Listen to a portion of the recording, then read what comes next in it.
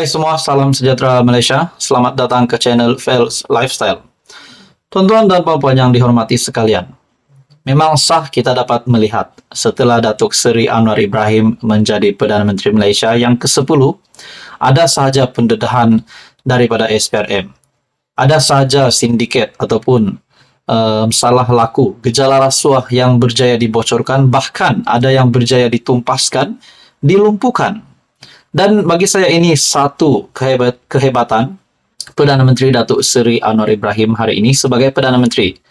Dalam sebuah artikel yang mengejutkan, pendedahan SPRM berkaitan dengan ahli perniagaan bergelar Datuk ditahan, wang tunai RM38 juta, emas 200 kg disita. Artikel daripada astroawani.com.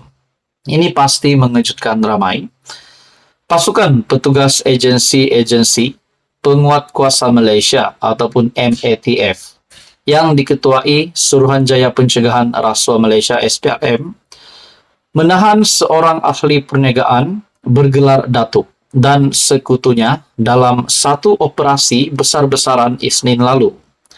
Operasi itu sekaligus melumpuhkan satu sindiket rasuah, pecah amanah, penyeludupan barang-barang haram dan pengurangan cukai tidak sah pada 24 Julai 2023. Ini satu pendedahan ataupun satu tangkapan yang pasti mengejutkan ramai.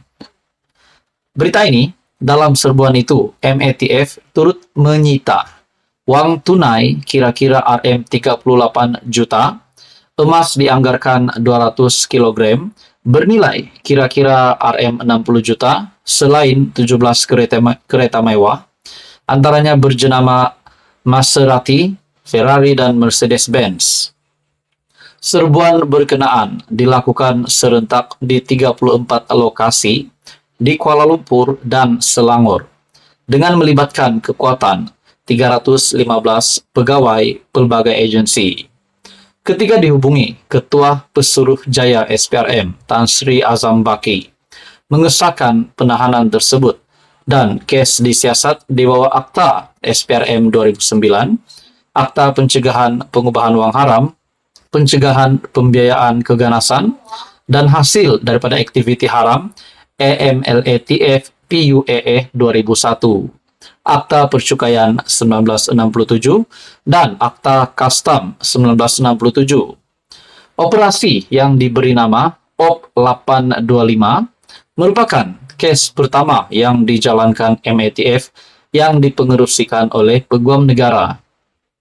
Operasi itu dijalankan dengan kerjasama 6 agensi penguatkuasaan lain, yaitu Polis Diraja Malaysia PDRM, Jabatan Immigration Malaysia JIM, Jabatan Kastam Diraja Malaysia JKDM, Bank Negara Malaysia BNM, Lembaga Hasil Dalam Negeri LHDN, dan Cyber Security Malaysia CSM.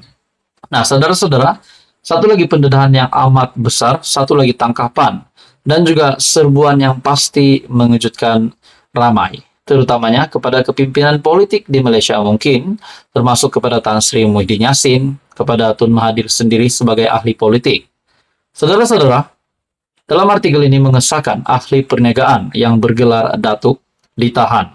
Wang tunai pula sebanyak RM38 juta dan juga emas 200 kg disita. Ini satu pendedahan yang amat mengejutkan ramai.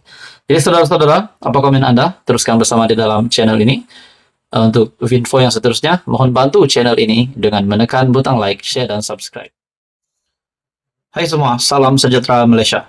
Selamat datang ke channel Fels Lifestyle.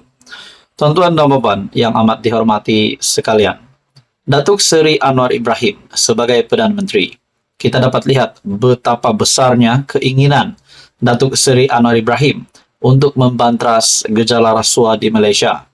Bukan sahaja hari ini, tetapi kepada apa yang pernah berlaku sebelum ini, ataupun kepimpinan kerajaan yang lama, termasuk kepimpinan Perikatan Nasional Muhyiddin Yassin, dan juga termasuk kepimpinan Tun Dr. Mahathir Mohamad semasa beliau menjadi Perdana Menteri dulu.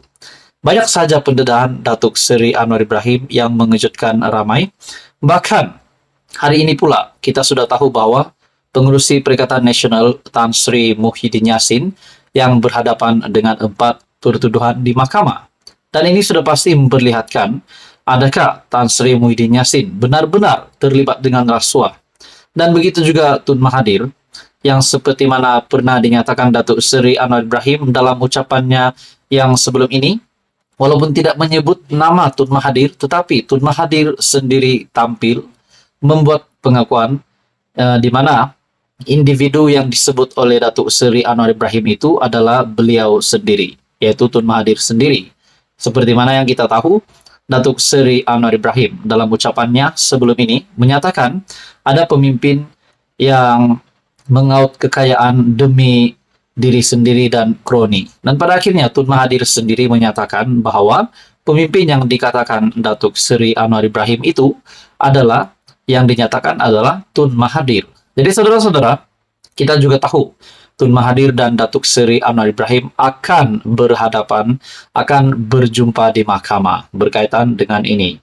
Pada akhirnya saudara-saudara, dalam sebuah artikel daripada Malaysia Gazette, MG News yang bertajuk "Heret Saya ke Penjara, Tun Mahathir cabar Datuk Seri Anwar Ibrahim." Wow, bagi saya ini satu cabaran yang besar Tun Mahathir sehingga meminta untuk dirinya diheret ke penjara.